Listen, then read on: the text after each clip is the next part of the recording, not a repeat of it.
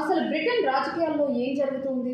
గత 10 ఏళ్లలో చూసుకున్నట్టయితే ఇద్దరు కాదు, ముగ్గురు కాదు, ఏకంగా 7 ప్రధానమంత్రులు చేంజ్ అయ్యారు.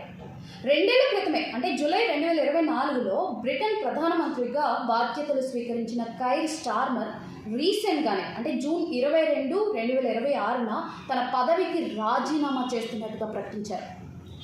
ఇక్కడ ఏంటంటే సొంత పార్టీ ఎంపీలు అండ్ క్యాబినెట్ మంత్రుల నుండి ఆయనకి ఒత్తిడి వస్తూ ఉందంట.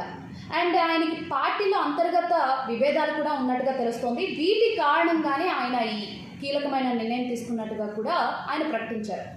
ఇక్కడ ఏంటి, బ్రిటన్ అంటేనే ఒకానొక టైంలో రవి అస్తమించని సామ్రాజ్యం. 65కి పైగా దేశాలను ఆక్రమించి అక్కడ ప్రత్యక్ష పాలన చేసింది. కానీ ఇప్పుడు ఆ దేశాన్ని రాజకీయ అనిశ్చితి కుదిపేస్తూ ఉంటాయి. 10 ఏళ్లలో 7 ప్రధానమంత్రులు చేంజ్ అవ్వడమా, అది ఆషామాషి విషయం అయితే కాదు. అయితే వీటికి రీజన్స్ కూడా లేకపోలేదండి.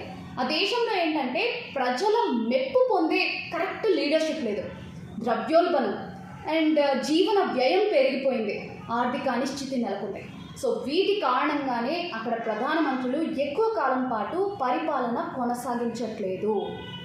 అండ్ ప్రెజెంట్ అయితే కొత్త పిఎం రేస్లో బర్నామ్ ఉన్నారు. మరి ఆయన ఎన్నేళ్ల పాటు కొనసాగుతారో చూడాలి.